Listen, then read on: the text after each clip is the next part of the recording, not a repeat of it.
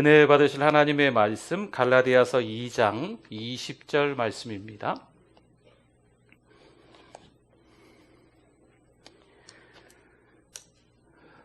하나님의 말씀 갈라디아서 2장 20절.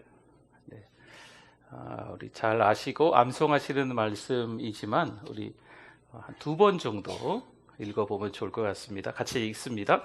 내가 그리스도와 함께 십자가에 못 박혔나니 그런즉 이제는 내가 사는 것이 아니요 오직 내 안에 그리스도께서 사시는 것이라.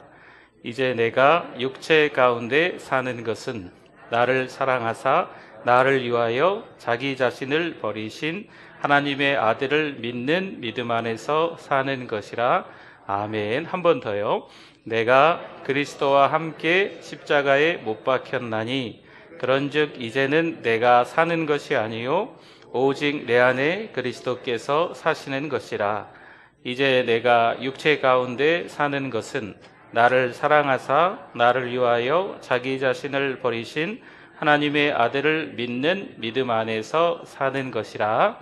아멘. 제가 책을 하나 또 들고 나왔습니다. 한 30년 좀 전에 지어진 책인 것 같아요. 저도 신학을 처음 하면서 이 책을 좀 읽었던 기억이 나는데, 이사를 몇 번 하고 막 이러다 보니까 책을 제가 한 3분의 2가량을 버렸거든요. 그래서 버렸나 봐요. 그래서 새로 또 샀거든요. 여러분 소개시켜 드리려고. 한 1963년쯤에 마틴 로이 존스 목사님이 런던 웨스트민스터 예배당에서 십자가 구원의 복음 메시지를 전했는데, 그 전한 내용이 고스란히 여기에 실렸습니다. 1980년 후반에 이 책이 나와서 여전히 우리 믿는 사람들에게 많이 읽혀지는 마틴 로이 존스 목사님의 십자가라는 책입니다. 이 책 전체 내용이 다 너무 은혜스럽죠. 갈라디아서 6장 14절을 본문으로 해서 이제 강해의 말씀을 그 목사님이 전하신 내용이거든요. 그 내용 가운데 이런 게 있어요. 십자가는 리트머스 종이와 같다, 이렇게 이야기를 한 게 좀 있습니다. 이 말은 리트머스 종이로 산성이냐 알칼리성이냐 구별하는 것처럼 십자가로 모든 것을 분별할 수 있다라는 이야기입니다. 모든 일이 십자가를 대입해 보면 분명해진다라는 의미이겠습니다. 십자가를 통과해야 하나님을 아는 거지요. 십자가를 통과해야 성경의 말씀이 보이고 들리는 겁니다. 십자가를 통과해야 이게 은혜구나 라는 것을 깨닫는다라는 말씀입니다. 그렇죠. 기독교는요, 십자가를 말해야 기독교예요. 신자인지 신자가 아닌지 십자가를 말하느냐 말하지 않느냐, 이 차이가 난다는 겁니다. 내가 십자가의 복음을 경험했는가 중요합니다. 내가 십자가를 통해 하나님을 깊이 경험했는가, 목회자인 저로서, 또 선교사들로서, 또 하나님의 일들을 감당하는 교회 안의 여러 리더들, 교회 안에 있는 예수 믿는 사람들로서 이게 다 중요한 거예요. 시편 22편 1절 말씀에 이런 말씀이 있어요. 내 하나님이여 내 하나님이여 어찌 나를 버리셨나이까. 어찌 나를 멀리하여 돕지 아니하시오며 내 신음소리를 듣지 아니하시나이까. 아멘. 시편 22편, 23편, 24편은 함께 읽는 말씀이에요. 시편 23편은 워낙 유명한 말씀이잖아요. 그런데 22편과 24편은 잘 모를 수도 있어요. 시편 22편은요, 양들을 위해서 죽임당한 그리스도의 순한 예언시입니다. 너무 중요한 말씀이거든요. 마태복음 27장 46절 말씀에 같은 맥락으로 나와요. 제9시쯤에 예수께서 크게 소리질러 이르시되 엘리 엘리 라마 사박다니 하시니 이는 곧 나의 하나님 나의 하나님 어찌하여 나를 버리셨나이까 하는 뜻이라. 예수님께서 십자가에 못 박혀 죽으실 때 7마디 하셨지요. 그래서 가상 7언 이렇게 이야기하는데 그 가상 7언 가운데 한 마디가 엘리 엘리 라마 사박다니, 우리말로 하면 나의 하나님 어찌하여 나를 버리셨나이까 하는 말씀입니다. 예수님이 십자가에서 울부짖던 소리죠. 예수님이 십자가를 지시면서 몸이 다 찢겨지시는 거예요. 근데 육신의 몸은 그냥 찢겨질 수 있겠지요. 그러나 육신의 몸만 찢겨지는 것이 아니고 거절감을 경험하는 겁니다. 하나님의 아들이신데 하나님께서 모른 척 하시는 거예요. 하나님이 버리시는 거죠. 고통을 겪는 거예요. 모멸감을 느끼는 거죠. 이게 바로 십자가라는 아주 무서운 고통입니다. 갈라디아서 6장 14절 말씀 우리 같이 한번 읽어봅니다. 그러나 내게는 우리 주 예수 그리스도의 십자가 외에 결코 자랑할 것이 없으니 그리스도로 말미암아 세상이 나를 대하여 십자가에 못 박히고 내가 또한 세상을 대하여 그러하니라. 아멘. 사도 바울로서도 이 십자가를 경험하고 십자가 외에 자랑할 것이 있다 없다? 없다라고 분명하게 이야기를 하는 거죠. 십자가를 들여다보면요, 하나님의 지혜가 흘러 넘치는 거예요. 예수님을 잘 믿는 사람은 도대체 누굴까? 한번 생각해 보면 하나님의 지혜 앞에 자신의 지혜를 내려놓는 자, 이게 예수님을 잘 믿는 사람이에요. 하나님은요, 십자가보다 더 나은 방법을 이 세상에 보여주지, 만들지, 나타내지 않으셨습니다. 때로는 오래 고민한 문제가 기도하면서 해결될 때가 있어요. 하나님이 나에게 응답하셨구나. 수건사업과도 같은데 기도했더니 응답하셨더라. 때로는 내 몸이 아픈데 내가 때로는 암에 걸렸을 수도 있는데 하나님이 기적같이 나를 살려주셨더라. 그것만으로 그리스도인이 되기는 어렵습니다. 내가 기도했는데 응답되었다. 내 병이 못 고칠 병이었는데 깨끗하게 되었다. 여기까지만 하면 때로는요, 불교인이나 천주교인이나 유대인이나 이런 모습처럼 그저 종교인에 불과할 수 있어요. 그렇기 때문에 십자가의 주님을 만나야 될 줄 믿습니다. 어렵고 힘든 지경에 처했을 때 그 현장에서 예수님이 당하신 고통처럼 다 겪어가면서 고립감, 외로움, 거절감, 모멸감을 다 당하고 있는 그 현장에서 누구를 만나야 돼요? 예수님을 만나야 되죠. 십자가의 주님을 만나야 되는 거예요. 부끄럽다, 창피하다, 이거 어떻게 인생을 이 이후로 살아갈까? 이게 아니에요. 거기서 십자가의 주님을 만나는 게 중요해요. 십자가를 경험하지 않으면 그저 살아가는데 별로 그렇게 의미가 없어요. 1505년 7월 2일 루터가 친구와 함께 부모님 집에 다녀오다가 시골길을 걷고 있었습니다. 하필 그때 이제 폭우가 막 내렸던 거지요. 폭우가 오면서 벼락이 쳤던 것 같아요. 바로 옆에 있던 친구가 벼락을 맞아 죽는 거지요. 여러분, 옆에 같이 걸어가던 친구가 벼락 맞아 죽어요? 그러면 얼마나 무섭겠어요. 그렇죠? 얼마나 두려울까요? 그 현장에서 이 마틴 루터가 하나님 앞에 서원하는 거죠. 하나님, 얘가 지금 죽었네요. 지금 나도 죽겠지요. 그런데 나를 살려주시기만 하면 제가 수도사로 살겠습니다. 하나님 앞에 서원을 해요. 그가 한 번은요, 교황이 있는 로마의 성지순례를 갔습니다.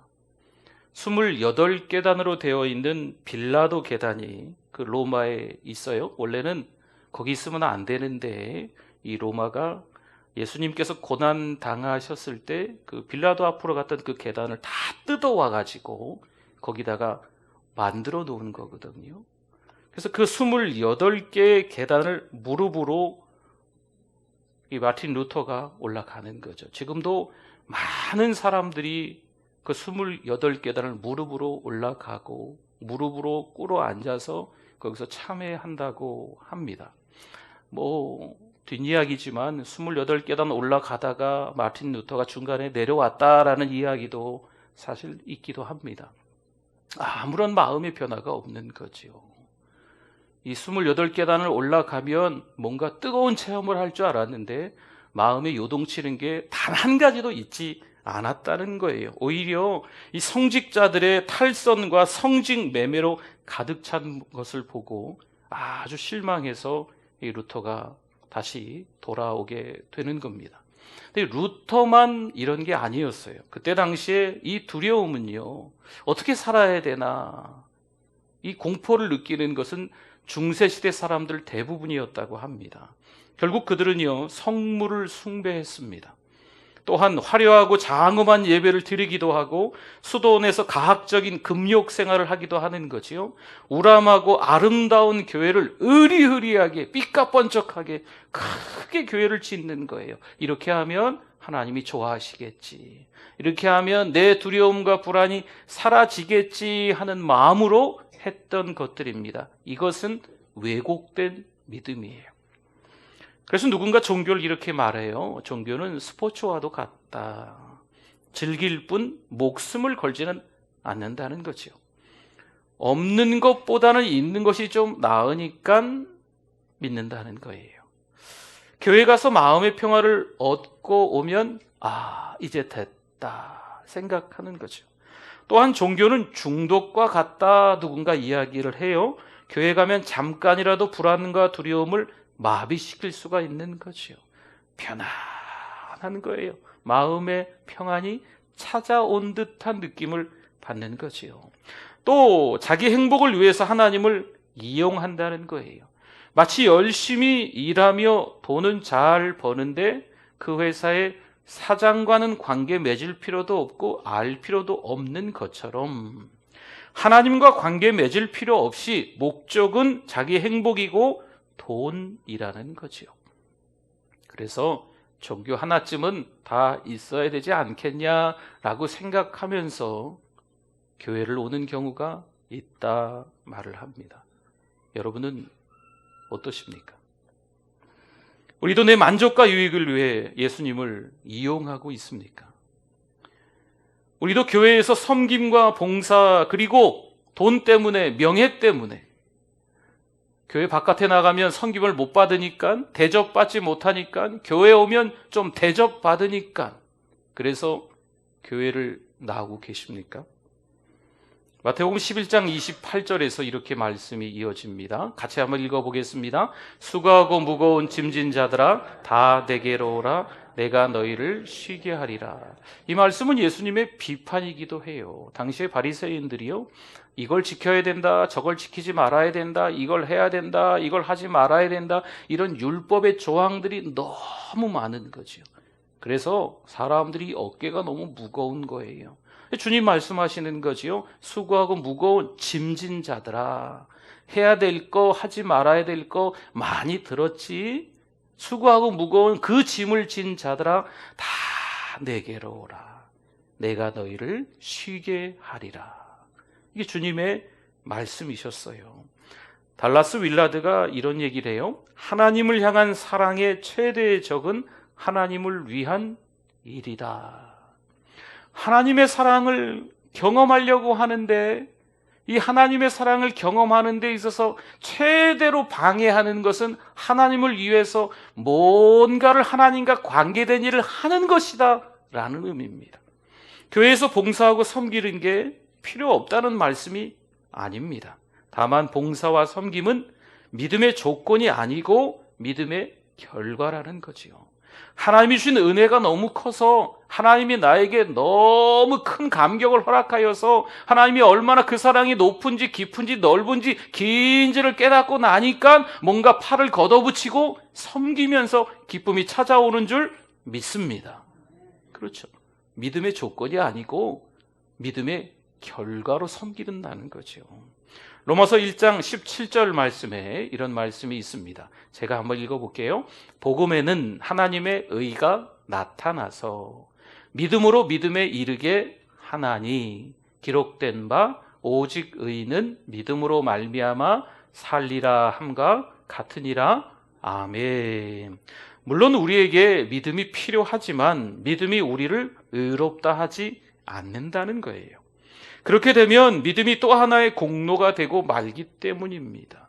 믿음이 있다 하여서 뭔가 믿음의 조건을 내미는 것밖에, 믿음이라는 명함을 자꾸 많이 만들어서 새겨가지고 나눠주는 것밖에 안 된다는 거죠. 존 스토트 목사님이 이런 얘기를 해요. 예수 그리스도를 통한 하나님의 은혜가 먼저 있고, 먼저가 은혜라는 거예요. 먼저가 십자가라는 거죠. 먼저가 십자가를 경험한다는 거예요. 먼저가 그거라는 거죠. 그리고 그 다음에 믿음은 그것에 겸손히 반응할 뿐이다, 이렇게 이야기를 합니다. 루터가요, 이 말씀을 깨닫고 너무 행복한 거죠. 이런 고백을 합니다. 나는 흠잡을 데 없는 수도자였지만 하나님 앞에서는 죄인이었습니다. 나는 무서운 하나님을 사랑할 수 없었고 도리어 그 하나님을 미워하고 그 하나님께 불평을 늘어놓았습니다. 그 후에 하나님이 은혜 주시고 그 하나님이 나에게 자비를 베풀어 주셔서 믿음으로 말미암아 의롭다 함을 받는 것이 그분의 의라는 것을 온전히 이해하게 되었습니다. 좀 다소 어려운 것 같지만 내가 하는 것이 아니고 누가 한다고요? 하나님이 하신다. 내 지혜를 내려놓고 하나님의 지혜가 흘러 넘쳐야 이게 예수 잘 믿는 거예요. 그 얘기가 좀 어렵게 기록되어 있는 겁니다. 루터는요, 이처럼 믿음의 진수를 발견한 뒤에 단 한 번도 방황하거나 뒤돌아서거나 머뭇거리지 않았습니다. 사실 이 교황이 그 중세시대에 엄청난 힘이 있었지 않습니까? 겨우 한낱 시골 동네에 사제가 뭘 그렇게 대단한 변화를 가져온다고 난리를 치는 거죠. 이 교황이 사실 처음에 그냥 콧방귀 꼈대요. 네. 그러니까 어떻게든 소리 소문도 없이 죽이려고 여러 가지 방법들을 썼는데 그렇게 할 수 없었던 거죠. 이 루터는요, 전혀 두려워하지 않고 면죄부가 죄에서 해방시키지 못한다 끝까지 주장하는 거죠. 결국 루터는 죽음 앞에서도요, 이제 이 신약 성경이 헬라어로 기록되어 있는데 독일어 성경이 없었던 거죠. 그때 12주, 딱 12주 만에 신약 성경을 독일어로 이제 번역하는 더 큰 일도 하고, 그 죽음의 현장 가운데서 아주 유명한 찬송 가사를 작사를 하지요. 내 주는 강한 성이요. 이 루터의 작사된 찬양입니다. 우리 조금 이따가 이 찬송 같이 하기로 하고요. 오늘 말씀을 통한 적용을 한번 해보겠습니다. 베드로전서 4장 12절 13절 말씀인데요, 우리 같이 한번 읽어주십시오. 사랑하는 자들아, 너희를 연단하려고 오는 불시험을 이상한 일 당하는 것 같이 이상히 여기지 말고 오히려 너희가 그리스도의 고난에 참여하는 것으로 즐거워하라. 이는 그의 영광을 나타내실 때에 너희로 즐거워하고 기뻐하게 하려 함이라. 아멘. 왜 그렇게 힘들고 어려운 일은 우리만 겪는지, 왜 우리 가정만 겪는지, 왜 우리 자녀만 겪는지. 참 고달픈 인생길, 교회도 안 나오는 어떤 사람들은 정말 잘 먹고 잘 사는 것 같은데, 모든 일들이 순탄한 것 같은데, 왜 우리 믿음으로 살아가는 우리들에게 이다지도 이렇게 힘들고 어려운 일이, 때로는 오해와 누명이, 참 속상한 일들이, 몸이 아픈 것도 아픈 건데 막 심리적으로 정신적으로 스트레스 받는다는 것은요, 한 해 두 해가 지나간다고 해결될 게 아니거든요. 이 몸이 아픈 건요, 한 해 두 해 치료 잘 받으면, 좋은 의사 선생님 만나면 잘 아물고 뼈도 붙고 몸도 건강해져요. 그런데 이 마음의 병은요, 이 어떤 큰 충격을 받은 것은 이 웬만해서는 평생을 같이 가지고 가야 되는 거죠. 참 어려운 시간인데 왜 우리가 이런 일들을, 우리 믿는 사람들이 왜 이런 일들을 경험해야 하는가 하는 거죠. 하나님은요, 다 알고 계시는 줄 믿습니다. 그래서 끝이 없는 고난이란 없는 거예요. 부와 성공은요, 십자가와는 반대되는 길입니다. 고난이 십자가의 길인 것을 저와 여러분들이 잘 잘 깨달으시기를 부탁을 드립니다. 오늘 본문이었죠? 갈라디아서 2장 20절. 우리 한 번 더 읽어봅니다. 내가 그리스도와 함께 십자가에 못 박혔나니 그런즉 이제는 내가 사는 것이 아니요 오직 내 안에 그리스도께서 사시는 것이라. 이제 내가 육체 가운데 사는 것은 나를 사랑하사 나를 위하여 자기 자신을 버리신 하나님의 아들을 믿는 믿음 안에서 사는 것이라. 아멘. 2000년 전에 내가 그리스도와 함께 십자가에 못 박혔다라는 표현이거든요. 그럼에도 불구하고 배고픈 맹수가 마치 굶주려 있는 그런 무서운 사나운 짐승들이 있잖아요. 그 짐승이, 그 옛 자아가 여전히 우리에게 달려들고 있는 거죠. 여러분, 갈라디아서 2장 20절 말씀은요, 우리 안에 주인이 바뀌었다는 엄청난 말씀이에요. 때로는 예수님이 우리 삶의 이 변두리의 주변에 계셨는데 이제는 우리 삶의 중심부에 자리를 잡았다, 이런 의미가 되거든요. 이제 내가 사는 것은요, 옛 자아, 내가 내 마음대로 나의 지혜로 살아가는 것이 아니고 하나님의 지혜로 살겠습니다. 이 중심부에 주님이 계십니다. 내 삶에 또 내 인격 안에 이 중심에 주님이 계십니다. 고백하는 말씀이에요. 사랑하는 성도 여러분, 우리 중심에 이 주인이 바뀐 것을 깨달을 수 있기를 바랍니다. 내가 좀 노력하면 좀 그거는 사실 아니잖아요. 그렇죠? 우리가 신앙생활하면서 자칫 헷갈리는 것들이 좀 있어요. 내가 뭔가를 좀 하면, 노력하면 어떻게 되겠지? 사실 그게 아닙니다. 우리 구원받은 것도, 믿음 생활하는 것도, 지금 삶의 여러 가지 모습들을 봐도요, 우리가 뭔가 한번 화이팅하면 잘 되겠지, 잘 될 거예요, 잘 될 줄 믿습니다, 더 좋아질 거예요. 전혀 도움이 안 되는 말들이거든요. 하나님께서 함께 해주셔야 되는 줄 믿습니다. 이 세상은요, 희망이라는 잘못된 것을 심어주는 거예요. 근데 우리 믿음의 사람들은 그리스도로 충만해지면 누가 하실까요? 하나님이 하시는 거죠. 내 안에 이 중심에 그리스도가 충만하면 누가 하실까요? 하나님이 하시는 거예요. 하나님이. 근데 내가 뭔가 해보려고 여전히 이 사단 마귀는요, 그 수법이 그렇거든요. 네가 해봐. 네가 해도 돼. 남들 다 하던데 너라고 못할 거 있어? 네가 한번 해. 까짓것 한번 네가 하는 거지 아니, 여전히 굶주려 있는 맹수가, 옛 자아가 우리에게 달려들어서요, 우리가 할 수 있다고 막 속삭이는 거죠. 그게 아닌데 그리스도로 충만해져서 하나님의 지혜로 살아가야 될 줄 믿습니다. 여러분, 교회 밖의 이 세상 방식은요, 자기들 나름대로 살아가는 거예요. 자기만의 개성들이 있어요. 다원주의죠. 포스트 모던이죠. 종교다원주의죠. 종교도 다 같다는 거예요. 어찌 각자 다 믿어도 끄트머리엔 다 만난다. 이거 아멘 하시면 안 돼요. 끄트머리엔 다 만난다. 이따위 엉터리 같은 말을 하면서 우리 믿음의 사람들이 막 헷갈리게 만드는 거죠. 그러니까 이 세상 방식이 교회 안에 들어와 가지고 교회 안에 있는 많은 사람들도 저마다 독특한 개성을 인정해달라, 이렇게 이야기하는 거예요. 절대 진리를 거부해버리는 거죠. 예수님이 길이고 예수님이 진리고 예수님이 생명이신 줄 믿습니다. 근데 이것을 믿지 못하는 어떤 분들이 교회 안에 요즘에 들어와 있어요. 그래서 교회가 시끄럽습니다. 예수님이 길이고 예수님이 진리고 예수님이 생명인데 다른 길도 있다는 거죠. 처음으로 한번 돌아가 보겠습니다. 처음에 중요한 질문을 좀 드렸어요. 내가 십자가의 복음을 경험했는가? 내가 십자가를 통해 하나님을 깊이 경험했는가? 여러분, 이것을 점검해 보셔야 돼요. 속도 없는 사람처럼 보이겠지만 십자가를 경험하면 말랑말랑해지는 거예요. 나의 지혜, 나의 주장이 아니고 하나님의 지혜를 찾는 거죠. 하나님의 뜻을 찾는 거예요. 저마다 소리를 높이는 게 아니고 과연 이 시간에 하나님께서 원하시는 것은 무엇일까? 찾을 수 있는 하나님의 지혜가 그리스도로 충만해져서 찾을 수 있게 되는 거죠.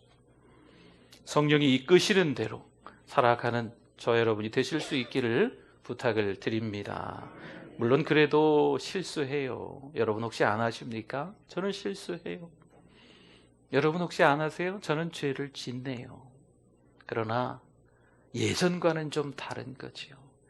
옛 자아가 내 중심에 있을 때하고는 좀 다른 거예요. 실수하고 죄를 짓지만 오히려 더 주님을 의지하기 위해서 내가 한다기보다도 그리스도가 그렇게 만드시는 거예요. 빨리 깨닫고 돌아서는 거죠. 이 성경의 교훈이에요. 성경의 교훈. 빨리 깨닫고 돌아서라. 우리도 사람이잖아요. 우리도 연약하잖아요. 우리도 충분히 실수하고 죄를 지을 수 있어요. 그러나 성경은 빨리 깨닫고 돌아서라. 이 성경의 교훈입니다. 그리스도가 내 안에 꽉 차면 성령께서 이끄시는 줄 믿습니다. 그리스도와 함께 죽으면요, 향기가 나는 거예요. 향기. 네. 막 향수 뿌리고 막 이래서 향기도 나기도 하겠지만, 네.